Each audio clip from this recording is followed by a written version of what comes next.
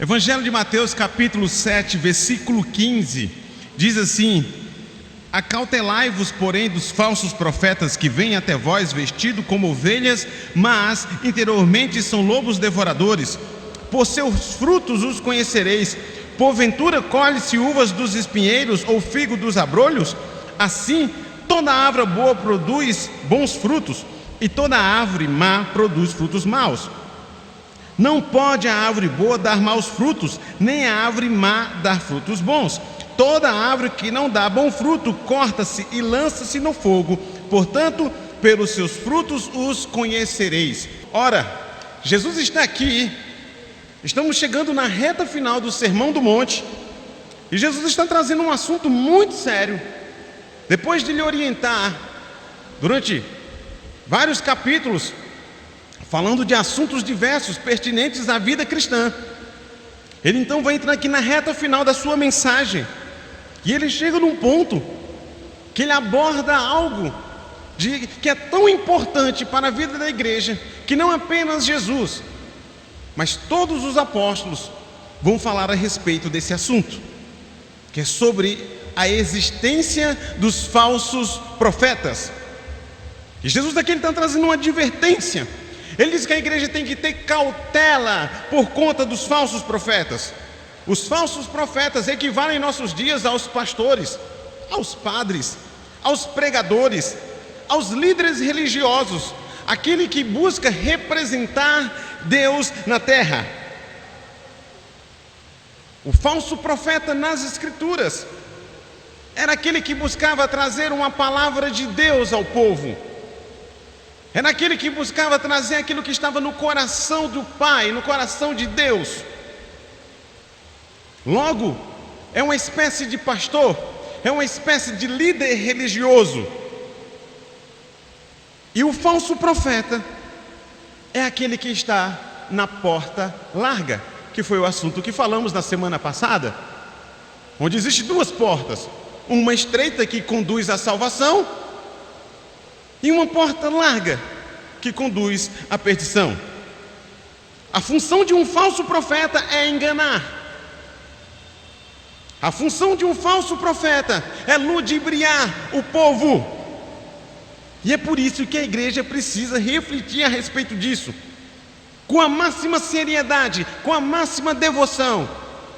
Porque se uma pessoa segue um falso profeta, ela corre o risco de condenar a alma dela ao inferno. E na mensagem de hoje queremos falar sobre isso. E não apenas sobre o falso líder, mas todo aquele que professa a fé em Cristo, mas professa uma fé errada, que ensina coisas erradas ao povo. E onde é que estão os falsos profetas? Me diz aí onde é que eu os encontro, porque assim eu evito ir nesse lugar. Seria bom se fosse fácil assim. Seria bom se fosse, olha, eles estão ali, evita aquele lugar. Alguns até dá para a gente dizer, ó, tal igreja não vai. Só que Jesus vai dizer que eles são lobos em pele de ovelhas. Eles se parecem com ovelhas, eles estão disfarçados. Por isso que não é tão simples assim de dizer, ali está um falso profeta. Porque ele vai se parecer com uma ovelha. Então você tem que olhar com cuidado.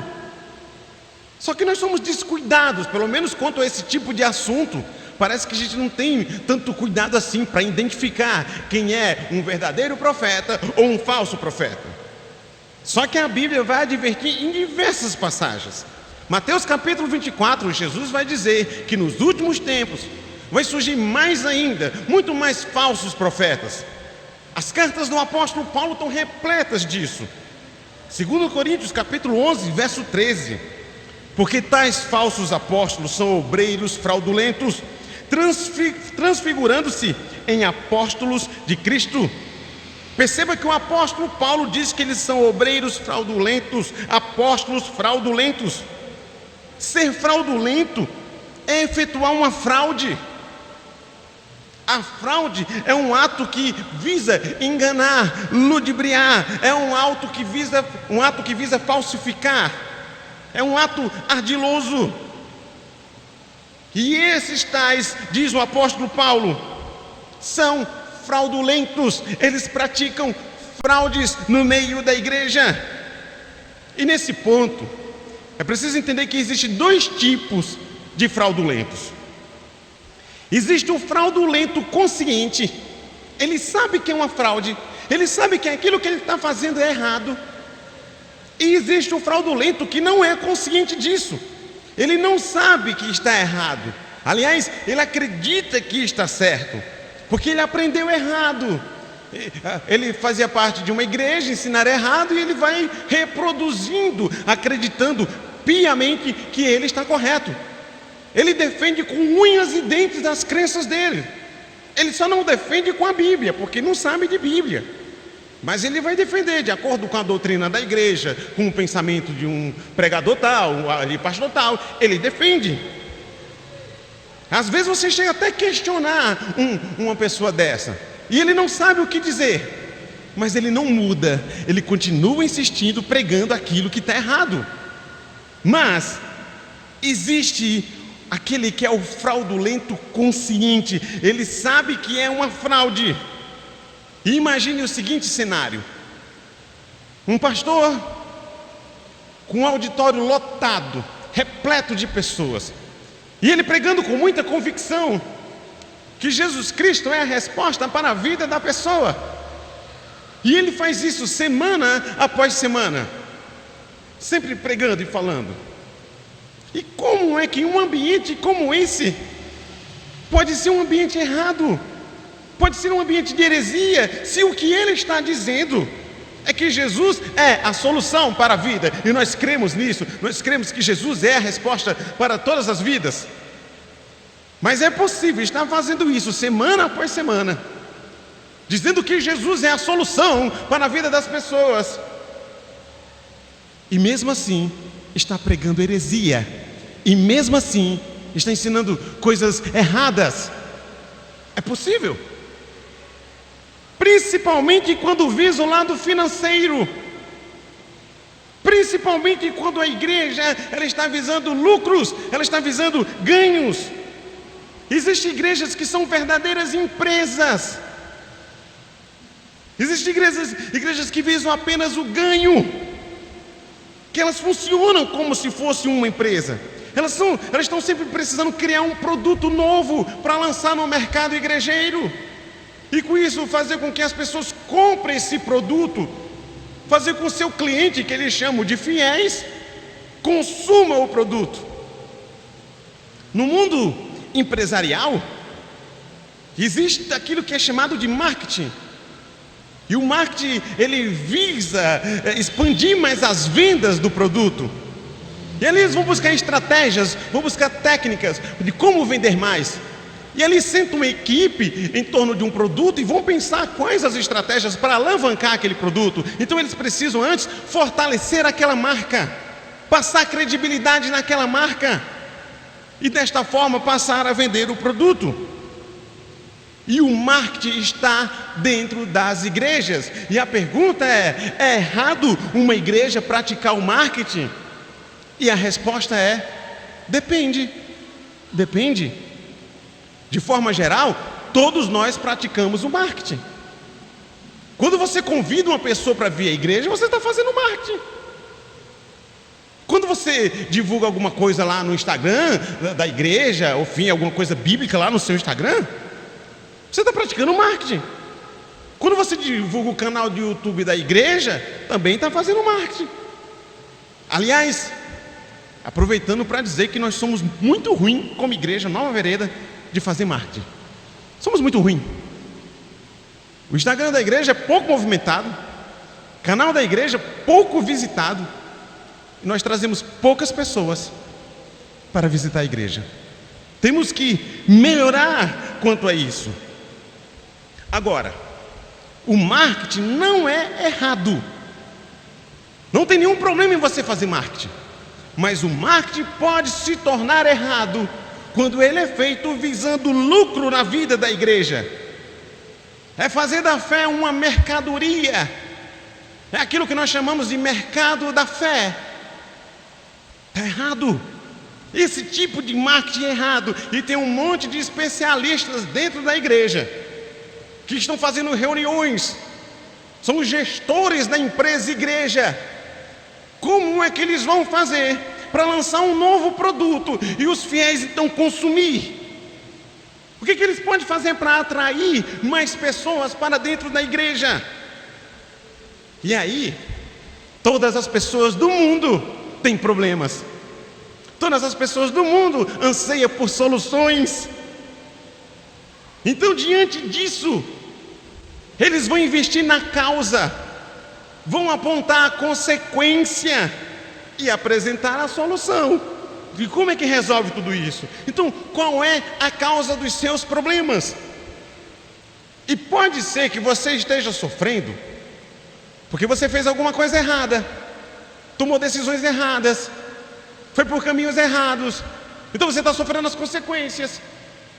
Ou pode ser que você esteja sofrendo porque alguém buscou prejudicar você, porque alguém buscou fazer uma coisa com a sua vida. E aí é importante envolver nessa hora o sobrenatural. Trabalho de magia negra na sua vida, macumba, feitiçaria. Alguma coisa estão fazendo com você que sua vida está assim, está travada. Nada dá certo para você. Ou talvez você seja só uma pessoa azarada. Um azarão. Mas é mais provável que alguém fez algum trabalho aí na sua vida. Você está passando por tudo isso. E qual é a consequência disso? Porque a primeira coisa é a causa. Vamos agora ver a consequência. A consequência é toda a vida arrasada, destruída, afundada. É por isso que seu casamento não funciona. Porque alguém fez alguma coisa, causa. Ou então você mesmo fez, causa. Aí você está com um casamento afundado, não funciona, você tenta mais a coisa, não dá certo. É por isso que você não é feliz no amor. Porque alguém fez algo na sua vida. Aí você sai de um relacionamento, tenta outro, não dá certo, e vai tentando. É por isso que você não consegue parar em emprego. Porque tem algum trabalho de feitiçaria por aí. Tem olho grande, olho gordo, tem inveja aí. É por isso que você passa por um monte de dificuldades financeiras. São as consequências. É por isso que você tem filhos rebeldes, filhos que não te respeitam, filhos que não te obedecem nada. E as consequências vão surgindo. E o próximo passo é apresentar a solução. Nós temos a solução para a sua vida. Venha para a nossa sessão de descarrego, ou qualquer outro nome estranho, mas chamativo, e vamos resolver os seus problemas. Solução. Nós vamos libertar você. Nós vamos curar você, curar a sua vida. Nós vamos mostrar o caminho da vitória para você. E o detalhe dessas igrejas, elas não se contentam só com dízimo. Dízimo é obrigação do fiel. Mas se ele quer ser abençoado, ele tem que aderir às campanhas que a igreja vai realizando, para o cara prosperar. Aí fica uma equipe de pastores, gestores, obreiros. Qual vai ser a próxima campanha que vamos criar para envolver todo mundo, para todo mundo buscar essa vitória? E todo voto envolve dinheiro. Sabe aqueles votos pentecostais que eu não corto o cabelo, eu não vou comer mais carne, vou ficar 6 meses sem tomar Coca-Cola? Bobagem, Deus não quer saber disso. Deus quer voto com dinheiro. Que também esses outros votos que eu citei é tudo bobagem também. Mas, antigamente, no meio pentecostal tinha esse negócio: 6 meses sem tomar Coca-Cola, 1 ano sem comer carne. É os votos que faziam para Deus. Deus não quer saber disso. Deus tem uma visão mais capitalista da coisa: dinheiro. Então todos os votos nesses lugares, não adianta só dízimo não, tem que fazer votos, tem que você envolver dinheiro nesse negócio. Então se você dá R$1.000 na campanha, tu recebe 10 vezes mais, 20 vezes mais. Gente, que negócio lucrativo é esse? Que vantagem! Aí você dá o seu carro popular, toma aqui a chave, toma aqui a papelada, assina tudo, está aqui na igreja. Aí você recebe 2 carros de luxo de Deus. Gente, isso é fantástico. É um investimento muito bom. Aí o cara empolgado vai lá e dá a casinha que ele tem. Ele tem uma casa, tome aí minha casa. E Deus vai te dar uma mansão. Quem é que não topa um negócio desse? É muito rentável, é muito lucrativo. E quem não tem bens para fazer essas doações, mas pega ali o seu suado salário e tira uma boa parte e entra na campanha. E não é uma coisa assim, tipo, só tem um mês de campanha. Porque acabou esse mês, no próximo tem uma nova campanha. Enquanto vida tiver campanha. Se não foi dessa vez, persevere nas campanhas. Se Deus não te abençoou agora nessa campanha, persevera, porque na próxima vai ser a tua vez.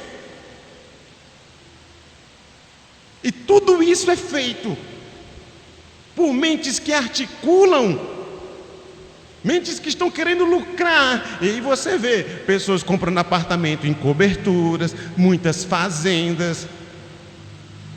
Nem para aplicar o dinheiro no reino de Deus não é. É para enriquecimento pessoal. E assim, que fique claro, eu não estou dizendo aqui que é errado uma pessoa de repente querer ajudar a igreja. Ela dá o dízimo dela, mas ela de repente quer bancar alguma coisa. Isso não é errado, desde que você faça isso de coração e não ache que fazendo isso Deus vai te dar alguma coisa em troca. Se você acha que vai dar alguma coisa aqui na igreja e Deus vai te dar alguma coisa em troca, está perdendo seu tempo. É melhor nem dar. Essa igreja tem algumas coisas, alguns bens, porque foram doações. Aquelas coisas que vocês estão vendo ali na cozinha, boa parte foram doações. Um doou a geladeira, um doou o fogão, televisão aí, alguém foi que doou, coisas no grupo de louvor, pessoas que doam, várias pessoas aqui na igreja. Além de serem dizimistas, elas chegam junto para doar alguma coisa. Mas nunca elas ouviram aqui na igreja que se elas fizessem isso, elas iam ser abençoadas. Faça que Deus te dá mais, 10 vezes, 20 vezes. Eu defendo, até porque eu tenho base bíblica para isso, que quem abençoa a obra de Deus com liberalidade, com generosidade no coração, Deus abençoa também. Eu defendo porque a Bíblia diz. Se você é uma pessoa que está ali, você recebe o seu salário, mas eu vou deixar essa parte aqui para contribuir com o reino de Deus, porque isso aqui não se paga só. Não vem um anjo trazer aí um malote de dinheiro para a gente pagar as contas. Sou eu, é você, enfim. E se você faz isso com liberalidade, com generosidade, Deus vai te abençoar. Se você vê que a igreja está precisando de uma coisa, mesmo que você seja um dizimista, mas eu vou comprar esse negócio e vou entregar lá, Deus vai te abençoar. Você só não pode fazer isso para barganhar com Deus. Eu vou fazer isso para Deus me abençoar. Você não vai receber nada de Deus. Você faz por liberalidade. Você faz por generosidade. Você faz porque você quer fazer. E tenha certeza que um coração assim diante de Deus, Deus honra. Deus honra quem é assim. Mas nunca vai ouvir aqui que se fizer, Deus vai te abençoar. E o que eles fazem nesses lugares é exatamente isso. É dizer que se você entrar nessas campanhas, que se você der tanto, aí você vai crescer e vai prosperar. São pastores que se aproveitam da boa fé do povo e agem de má fé para com eles. O lema é: ou dá ou desce. E você sabe que esse lema existe. Saiu da boca do Edir Macedo, pastor, criador, fundador da Igreja Universal do Reino de Deus. Aí tinha um cara lá filmando no dia. Um dos pastores dele estava filmando. Aí o pastor lá filmou, guardou. 5 anos depois, brigou com a Igreja Universal, saiu, procurou a Rede Globo e pá, tacou a fita. Edir Macedo dizendo: ou dá ou desce. E mesmo assim, a igreja não parou de crescer. Mesmo ele dizendo para todo mundo que o negócio é lucrar, é dar e pronto, se não quer dar, sai fora. A igreja não parou de crescer. A igreja não parou de aumentar e continua crescendo ainda hoje. É assim que essas pessoas fazem. E eles fazem isso, eles são fraudulentos. Não é só para ganhar dinheiro, gente, mas também para aumentar a credibilidade. Eles vão fraudar as coisas para aumentar a credibilidade deles. E aí teve um dia desse aí, que uma pessoa postou nas redes sociais uma revelação que ela teve. Uma revelação de Deus. E na revelação, o anjo Gabriel saiu lá do céu, foi até a pessoa e trouxe uma revelação. E tinha 3 sinais que o anjo Gabriel trouxe para essa pessoa. Primeiro sinal é que uma grande pestilência assolaria o mundo, já na pandemia, né? Segundo sinal, uma grande perseguição se daria no mundo. Terceiro sinal, uma grande tribulação vai acontecer na terra. O anjo Gabriel. Aí ele postou. E eu não sei o que foi que deu na cabeça dele, que ele pegou o vídeo e mandou para mim. Ele disse: pastor, analisa esse vídeo para mim. Aí eu escutei. E eu fiquei me perguntando: rapaz, o anjo Gabriel não tem mais o que fazer da vida. Ele sai do céu para fazer uma revelação de coisas óbvias, que o mundo vai passar por pestilência, que pessoas vão passar por perseguições, que haverá tribulação na terra, coisas que a Bíblia já diz. É não ter o que fazer no céu. E eu acho que o anjo Gabriel não é nenhum desocupado. Ele deve ter um monte de coisa para fazer. Eu acho que a agenda dele é lotada. Para você falar com o Gabriel é um negócio complicado. Isso aí já sou eu que estou aguentando aqui, viu? Mas eu imagino que ele é muito ocupado. Mas o que mais me intrigou não foi isso. Vai que Gabriel está desocupado, vai que ele teve um tempo. Vou lá falar umas coisas óbvias para esse homem. Mas o que mais me chamou a atenção foi a forma que o anjo Gabriel se referiu a ele para trazer a revelação. Ele disse: filho do homem, eis que o Senhor aí trouxe a revelação. Filho do homem. Aí eu disse: não, aí foi demais. Aí foi demais. Aí eu esqueci a parte das revelações. Eu deixei para lá, isso é bobo. Fui explicar para o irmãozinho que mandou para mim a mensagem sobre filho do homem. Aí eu mandei para ele o texto de Daniel. Eu estava olhando nas minhas visões da noite, e eis que vinha nas nuvens do céu um como filho do homem, e dirigiu-se ao ancião de dias, e o fizeram chegar até ele, e foi-lhe dado o domínio e a honra e o reino para todos os povos, nações e línguas. O seu domínio é um domínio eterno que não passará, e o seu reino tal que não será destruído. Mandei o texto e fui explicar. Eu disse: irmão, Jesus chamou para si esse texto. Jesus se referiu a ele diversas vezes, não foi uma vez só, como o filho do homem. Mateus 26:64 diz assim: eu, porém, lhes digo que desde agora o verão o filho do homem sentado à mão direita do poderoso e vindo com as nuvens do céu. E existem outras passagens na qual Jesus fala sobre si mesmo, ele sendo o filho do homem. Daniel vai dizer aí na passagem que foi dado ao filho do homem o domínio, a honra, o reino, para que todos os povos o servissem. Só Jesus se enquadra nesse título. Só Jesus é o único que pode ter esse título sobre si. Quando Estevão, diácono Estevão, olha aí, diácono Hermes, inspiração para você fazer do mesmo jeito. Quando o diácono Estevão estava morrendo, não faça isso, diácono Hermes, não foi legal essa. Quando ele estava morrendo, sendo apedrejado, aí ele vai dizer, Atos 7:56, eis que vejo os céus abertos e o filho do homem que está em pé à mão direita de Deus. Eu mostrei tudo isso a eles. O que eu estou passando para vocês, eu passei para o irmão. Aí eu completei: irmão, é o seguinte. Eu não disse irmão, eu não gosto de chamar irmão, para não dizer o nome aqui. Eu disse: irmão, é o seguinte. Não tem como Gabriel ter chamado você de filho do homem. Porque se Gabriel fez isso, eu tenho que dizer uma coisa para você: Gabriel está desviado. pegou um título que é só para Jeová e colocou em tu, irmão.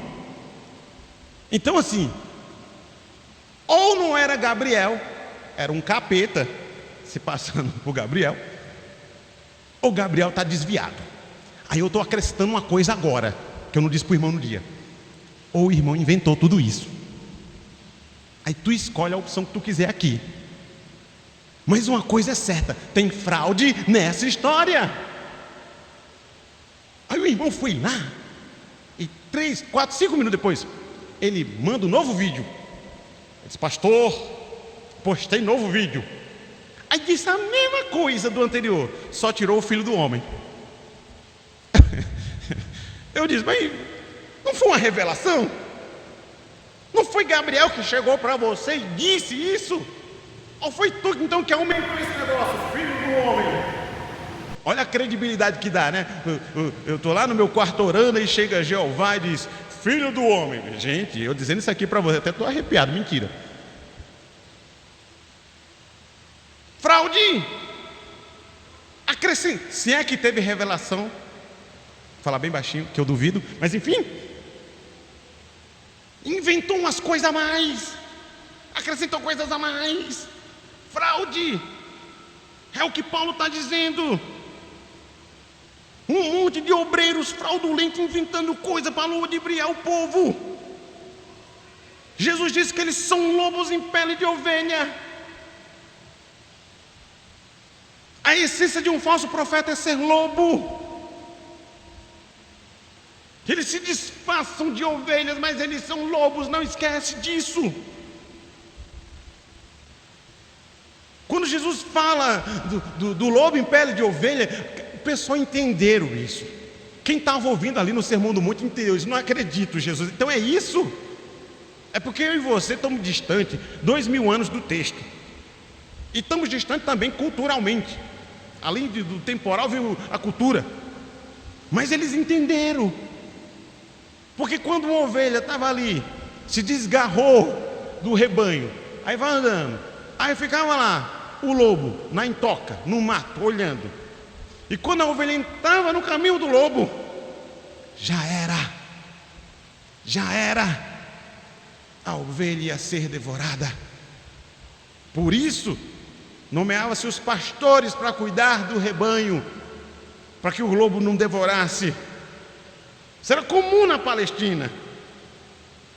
E Jesus faz uma analogia, dizendo que os falsos profetas, os falsos pregadores, falsos apóstolos, falso qualquer coisa, são como lobos em pele de ovelhas. 2 Pedro capítulo 2.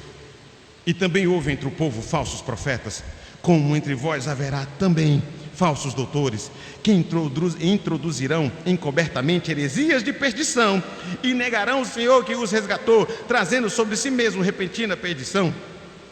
E muitos seguirão as suas dissoluções, pelos quais será blasfemado o caminho da verdade, e por avareza farão de vós negócio com palavras fingidas, sobre as quais já de largo tempo não será tardia a sentença, e a sua perdição não dormita.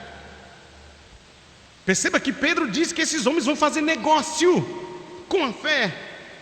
Eles são movidos pela avareza. Eles vão pegar a palavra de Deus e transformar em negócio. Vão fazer da fé um mercado para ganhar dinheiro. E não importa se é um líder fraudulento consciente ou se é um líder fraudulento inconsciente. Eles são perigosos para a vida da igreja. Eles colocam a minha vida e a vida de vocês em perigo. E entenda uma coisa: assim como existe o reino de Deus, existe o reino de Satanás. No reino de Deus só cabe pregadores verdadeiros. No reino de Deus, Deus só aceita a adoração verdadeira. Mas no reino de Satanás, ele tem vários pregadores. Uns pregam abertamente o nome de Satanás, mas são poucos. Mas a maioria prega o Satanás falando de Jesus. Eles falam de Jesus, mas a essência da mensagem é o diabo, porque eles distorcem o que a palavra diz.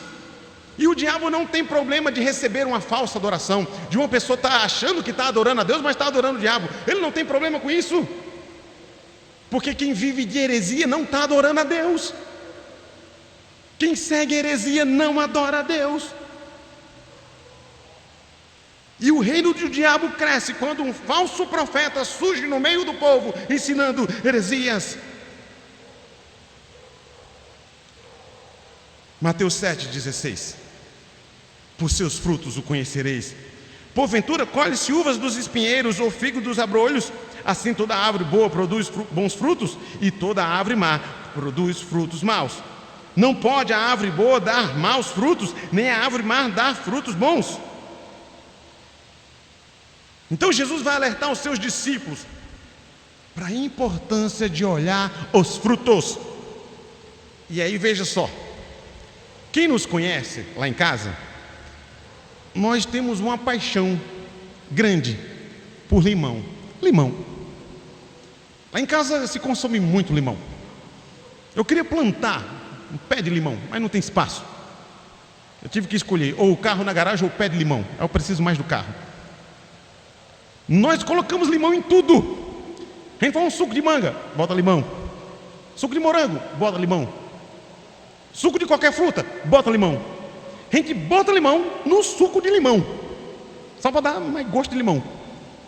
A gente faz chá, bota limão. Vitamina, bota limão. Fantástico lá, é muito lucro para quem vende limão. Aí esses dias eu fui fazer a feira. E como é um item necessário na nossa casa, lá vai eu por limão. Coloquei um bocado de limão. E quando a gente compra é uma sacola enorme. Levei para casa. Quando eu fui precisar do limão, aí eu parti. Aí era uma laranja. Opa! Chamei Lloyd. Vem cá, Lloyd. Por fora era igual um limão. Aí partiu outro, limão. Opa, então foi um engano. Aí peguei outro. Umas 3, 4, laranja. E Lloyd disse, mas parece limão. Eles parecem limão. Não sei como, mas por fora era igual um limão. Ainda bem que lá em casa nós gostamos também de laranja. Só que não serviu ao propósito, porque eu precisava era de limão. Agora imagine o contrário. Imagine você, fim de chupar uma laranja bem docinha.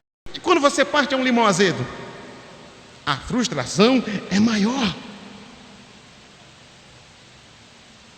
Acontece muito disso. Por fora parece uma coisa que você tanto quer, mas quando você parte, não é aquilo que você esperava. É disso que Jesus está falando do falso profeta. Ele tem pele de ovelha, parece limão, mas quando você parte, vai olhar dentro, é lobo, é laranja ou qualquer outra coisa. Acontece de pessoas confundir lobo com ovelha, porque ele se disfarça, mas não dá para confundir o fruto. Aí Jesus vai usar essa analogia também. Pelo fruto se conhece a árvore, porque pode ser que você não está conseguindo aí distinguir lobo de ovelha, mas a árvore dá. Você pode até se confundir. Eu tanto faz olhar para um pé laranja e um pé de manga, eu acho que é uma coisa só, mas o fruto eu reconheço. O pé eu confundo, a árvore eu confundo, mas eu sei o que é laranja e eu sei o que é manga. É isso que Jesus está dizendo. Olhe para o fruto da vida dessas pessoas. Isso tanto serve para pastores como para qualquer pessoa da igreja que diz que serve a Jesus, que fala de Jesus. Olhe o que prevalece na vida dele. É a mansidão de Cristo ou é a carnalidade que prevalece na vida dele? Ele é uma pessoa humilde ou é uma pessoa orgulhosa? Ele tem autocontrole ou ele é levado por um temperamento explosivo que não aguenta pisar no calo dele, ele já vai com 4 pedras na mão? Ele é alguém que é visto por todos como uma pessoa boa, é uma pessoa querida, mas a esposa discorda disso. A esposa não acha nada disso sobre ele. Ela é uma pessoa querida na igreja, que irmã bondosa, mas o marido tem uma opinião contrária a isso. Os filhos não veem dessa forma. Os filhos sabem que o pai é um engano na igreja, que a mãe é um engano na vida da igreja. Na igreja é um santo, é uma santa. Na intimidade é um fofoqueiro, fala mal de todo mundo, a língua é enorme.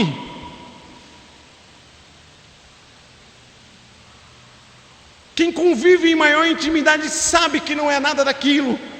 Quem trabalha com ele lá no local de trabalho sabe que ele é uma farsa. Porque é pelo fruto que você conhece. Pode ser legal como for aqui, mas você tem uma intimidade em algum lugar. E não adianta ser legal aqui, se para tua mulher tu não é legal, se para o teu marido tu não é legal, se para os teus pais tu não é legal, se para os teus filhos, se por aí nos lugares que tu anda tu vive dando mau testemunho. Não interessa o que você é aqui, porque é lá que você vive a maior parte do seu tempo. E por último, você tem que examinar a pregação dessa pessoa. Você tem que ver o que é que ele ensina. Se o que ele ensina são as verdades da Escritura, se ele leva a igreja à devoção a Cristo, se ele prega aquilo que a ovelha precisa ouvir e não aquilo que a ovelha quer ouvir. O que ele está pregando para o povo? Ah, mas o povo quer escutar vitória, bênção. Se for pregar a vida cristã, não vem ninguém. Porque se ele prega aquilo que o povo quer ouvir, ele não está servindo ao propósito de Cristo. Porque você tem que ouvir aqui, não o que você quer, mas o que Deus quer dizer para você. Até porque Deus não bajula os filhos dele, não fica, meu filhinho. Ele diz o que você precisa ouvir. E sabe uma coisa interessante? Porque todos nós que estamos aqui, nós somos os únicos de toda a criação que somos dotados de um negócio chamado razão, racionalidade. Os animais podem ser enganados, você não.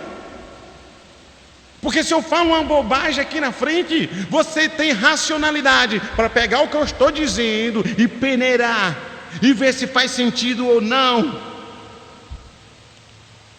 Mateus 7, verso 19. Toda árvore que não dá bom fruto, corta-se e lança no fogo. Portanto, pelos seus frutos os conhecereis. Mas ai de vós, escribas e fariseus hipócritas, porque fechais aos homens o reino dos céus, e nem vós entrais, nem deixais entrar aos que estão entrando.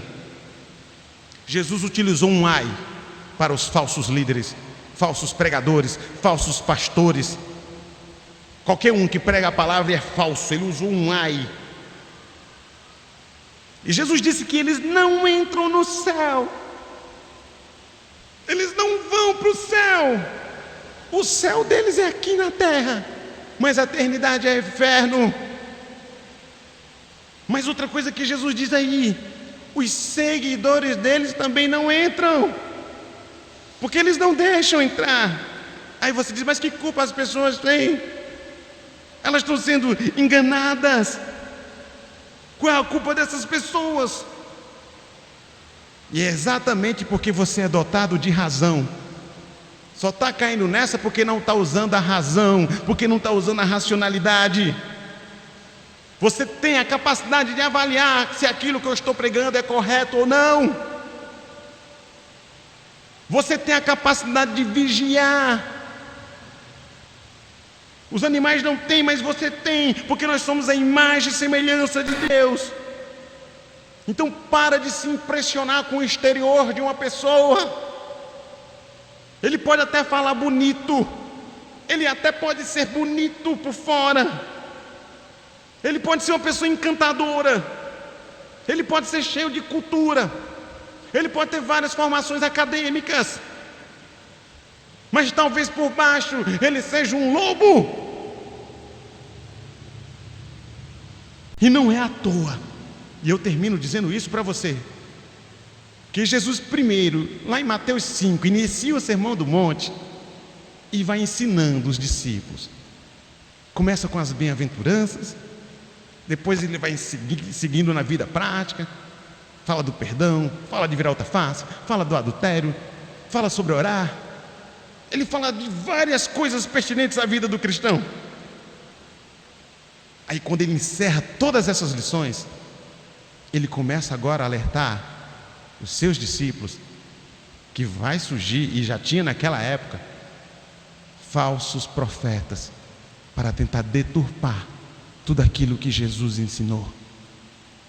Não é à toa que ele, no final da mensagem, ele começa a alertar o povo: não se esqueçam, acautelai-vos dos falsos profetas. E lembre-se, existem os fraudulentos conscientes e existem os fraudulentos não conscientes. Tem muita gente achando que de fato estão servindo a Jesus, mas não estão. Que acham que estão no caminho de Deus, mas não estão, porque estão na porta larga. Então você que está aqui nessa noite, tenha zelo pela palavra de Deus. Prove o pregador. E é por isso que eu faço questão de termos um culto de doutrina muito diferente do que se vê em muitos lugares, onde a gente pega o livro, o capítulo e versículo a versículo para estudar a Bíblia. E eu faço questão que seja assim, para que ninguém te engane, pegando textos soltos, isolados, e ensinando o que bem quiser. Aqui texto tem contexto, porque é assim que se aprende, porque aqui nós temos zelo pela palavra de Deus. Fique de pé. Toda a igreja, todos vocês, todos nós, precisamos ser defensores da palavra de Deus. Os falsos profetas existem, eles estão se multiplicando por aí afora, e você tem a obrigação de combater os falsos profetas, as falsas igrejas, os falsos ensinos. Nós jamais vamos dizer que somos a única igreja certa, porque não somos. Existem muitas igrejas boas, mas tem muito mais igrejas ruins, erradas. Sabe aquele lance que a gente dizia lá há muito tempo? Não queira uma igreja próxima de sua casa, mas uma próxima da Bíblia. É melhor que seja assim. Nem que você dê a volta na cidade, mas vá para uma igreja que pregue a Bíblia. Não que fica lá na esquina da sua casa, mas está pregando heresia. Os falsos profetas existem, eles estão nas igrejas. E Jesus disse há 2000 anos: acautelai-vos. Essa é uma mensagem muito séria, porque quem segue um falso profeta pode estar condenando a sua alma ao inferno. Então preste atenção nisso. Coloque à prova os pastores dessa igreja. A minha vida, a vida de Alexandre, a vida de Josimar e de qualquer um que ministrar qualquer ensino aqui. Coloque à prova a nossa pregação e a nossa vida. Nos questione se você acha que estamos falando alguma coisa errada. Não aceite qualquer coisa. E cuidado com o que você prega por aí, porque se você estiver pregando heresia, você será um falso profeta. Vamos orar. Amado e poderoso Deus, nós te honramos, Senhor, porque a tua palavra foi pregada aqui, e sei que o Senhor está falando aos nossos corações, e queremos te honrar, levando a sério essa mensagem, levando a sério o teu ensino, reconhecendo a importância dele, e queremos nos preparar para saber reconhecer um falso profeta, para evitar o caminho dele e para alertar vidas do engano do falso profeta. Queremos te pedir que o Senhor nos livre de sermos nós os falsos profetas, aqueles que não levam a tua palavra a sério, que não vivem a vida cristã como tem que viver. Que o Senhor nos livre de sermos nós aqueles que pregam heresias, que ensinam o povo o caminho errado, o caminho da maldade. Que o Senhor nos livre, ó Deus, de irmos pela porta larga. Ó Deus, dá sobriedade à tua igreja, discernimento ao teu povo, e que aqui homens e mulheres cresçam na tua palavra, Senhor. Que aqui homens e mulheres cresçam no Senhor, e jamais venhamos permitir que heresia se aloje nesse lugar. Livra-nos, ó Pai, de toda má influência. Livra-nos da heresia, livra-nos do falso profeta, e que sejamos luz para esta cidade, luz para a vida das pessoas que têm acesso, e que venhamos pregar a Tua verdade, que é o que nos interessa, Senhor. No nome santo do Teu Filho Jesus Cristo, amém.